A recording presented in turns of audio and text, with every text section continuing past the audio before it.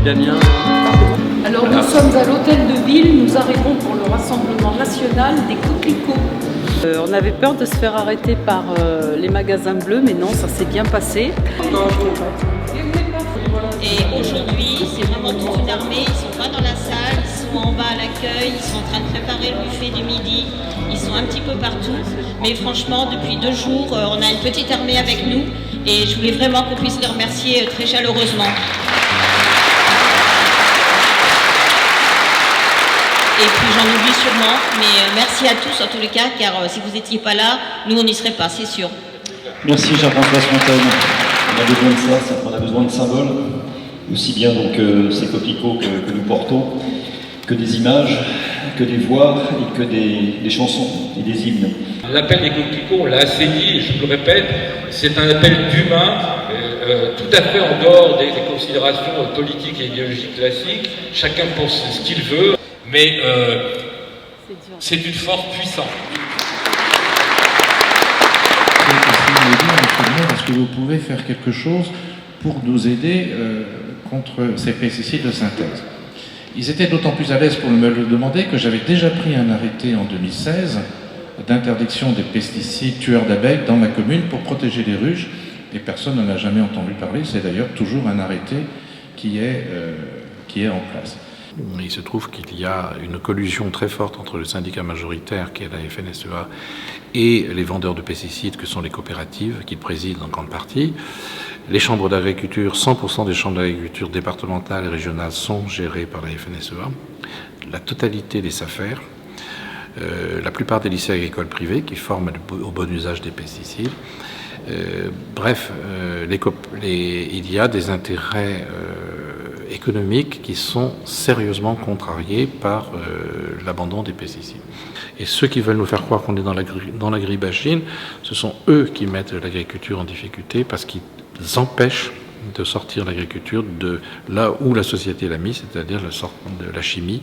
Et il faut qu'on aide les agriculteurs aujourd'hui à se sortir de la chimie absolument. Il y a un type, un copain qui me disait « Ce Daniel, il a de l'avenir. »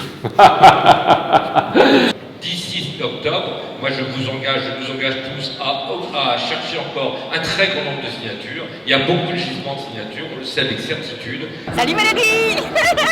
Est-ce qu'il y en a assez pour tout le monde ici? C'est vous qui les avez? Oui, avec Marianne Frisch, qui fait partie du groupe national. J'espère que la deuxième partie de la journée va être un petit peu plus technique dans sa globalité. Parce que ça peut intéresser pas mal de gens. Je suis un peu frustré parce qu'on voit quand même qu'ils ont un super rétroprojecteur. Oui, c'est vrai, on aurait pu avoir 2-3 diapos et bien sentir. On aurait pu avoir un visuel. Je suis venue hier par le train, avec ma copine Hélène. Je ne me déplace jamais, ou très peu, sans en Suisse. On parle de quelques pourcents éventuels, avec des risques qui sont monstrueux et une conséquence déjà constatée sur les écosystèmes. Alors les SDHI, comme leur nom l'indique en fait, sont des substances qui vont venir bloquer une enzyme qui s'appelle la SDH, et le I, il vient du mot inhibitors en anglais, d'où le nom de SDHI. Et la SDH est une enzyme qui joue un rôle fondamental dans la respiration de toutes les cellules, de tous les êtres vivants. Et donc quand on va répandre des SDHI dans la nature, on va tuer ou perturber le fonctionnement de tous les êtres vivants qui vont être exposés à cette molécule, à des degrés divers, avec des conséquences diverses, mais à chaque fois des conséquences, parce qu'il faut savoir que le succinate, qui est la substance qui est utilisée par l'enzyme, est une substance extraordinairement importante dans la vie des cellules. Donc même en touchant un tout petit peu de l'activité de la SDH, on risque d'avoir des conséquences énormes. Nos enfants verront probablement plus de hérissons, parce que ça fait partie des espèces qui disparaissent à toute vitesse. C'est quoi, en fait, le métier de paysan ou de paysanne? Pour moi, c'est vraiment l'exact inverse de l'exploitation individuelle. L'exploitation, en fait, c'est un terme qui est tiré de l'industrie minière. C'est on prend, et quand c'est vide, c'est fini, il n'y a plus rien à en tirer. Alors que ce que font les paysans et les paysannes depuis qu'on fait de l'agriculture sur la planète, c'est vraiment le contraire. C'est-à-dire qu'on a une relation harmonieuse avec la terre, avec les animaux, avec l'eau, avec les minerais qui nous en tirent, pour créer la fertilité. Ils ont été capables d'une révolution totale, qui était la révolution de l'industrialisation de l'agriculture après la Seconde Guerre mondiale. On a été capable de ça. Eh bien, on est capable de faire une nouvelle révolution agricole qui soit cette fois-ci une révolution paysanne. Normalement, il y avait deux collectifs qui venaient parler d'une question très peu connue, très mal connue, qui s'appelle les métabolites dans l'eau. On va vous expliquer de quoi il s'agit. Un combat que moi personnellement je trouve très exemplaire, c'est un combat de longue haleine qui mobilise beaucoup de gens autour de Redon. Les pesticides fatalement se dégradent chimiquement et donnent naissance à des métabolites qui sont des molécules de décomposition, de dégradation de ces pesticides qui posent visiblement des problèmes, à mon sens, je dirais mon sentiment, à mon sens insolubles dans le cadre des systèmes actuels de protection, enfin de traitement de l'eau au robinet. Je vais commencer par une citation.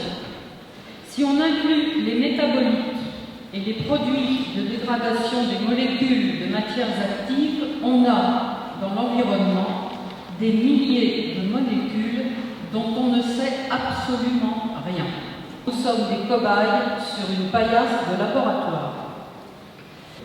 C'est dans ce contexte de contamination généralisée de nos ressources que quelques citoyens du Nord Loire-Atlantique, plus précisément la région de Guéméné-Pinfo-Redon, ont fédéré leur motivation, leur énergie et leurs compétences pour partir à la reconquête de la qualité de l'eau du robinet qui leur est distribuée.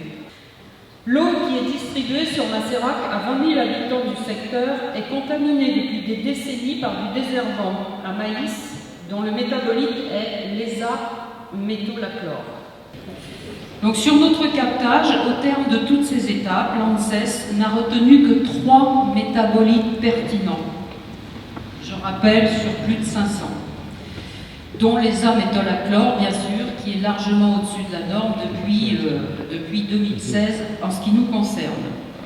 Le collectif Sans Pesticides dénonce l'omerta et l'inertie des services de l'État dans la protection de la santé publique et de l'environnement, dénonce les incohérences et les manquements de l'ARS et de l'ANSES qui, plutôt que d'agir pour protéger la population, mentent par omission en déclarant que l'eau est de bonne qualité à partir d'analyses très partielles et autorisent la mise sur le marché de produits sur la base d'études d'impact réalisées. Alors oui, le combat contre les pesticides et leurs métabolites doit être le grand combat de demain si nous voulons cesser d'être des cobayes sur une paillasse de laboratoire.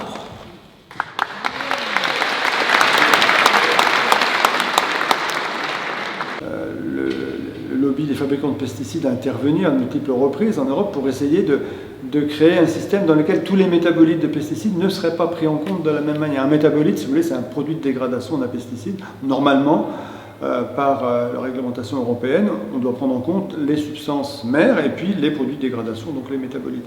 Et donc, sous l'influence des industriels, finalement, la réglementation a évolué et on va considérer d'un côté les métabolites dits pertinents, c'est-à-dire ceux pour lesquels on considère qu'il y a un risque pour le consommateur, et ceux qui seraient avec un risque nul ou acceptable, très faible. Et donc tout ce système, chacun à sa place, a réglé la question de savoir comment ruser avec la pollution gravissime de l'eau, de manière à pouvoir continuer à fournir une eau qui est déclarée potable au robinet.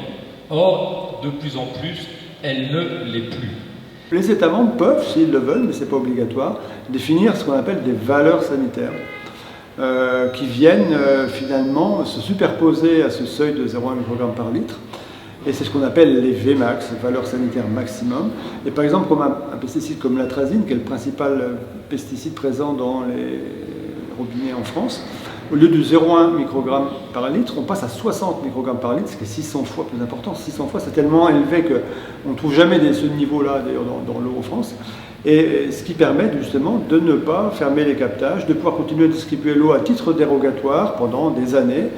Et ça a été rendu possible simplement par une note de la Direction générale de la santé, du ministère de la Santé, en décembre 2010, Avant 2010, donc, il y avait une tolérance simplement de 20% de cette valeur de sanitaire maximale, ce qui était déjà supérieur aux 0,1 microgrammes par litre, mais c'était quand même moins, puisqu'on a multiplié, en passant de 20% à 100% de cette Vmax, on a multiplié par 5, tout simplement. C'est mathématique.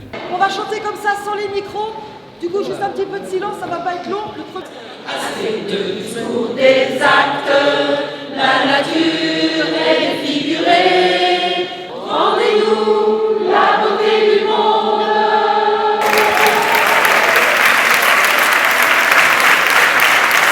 Je t'ai pas vu chanter? Si, si, j'ai beaucoup chanté. Faux. J'ai pas chanté. Ah bah écoute, moi je suis contente parce qu'on était arrivé avec 500 métabolites et on repart avec 500 métabolites, des SDHI et des nanoparticules. Chine. Allez. Chine.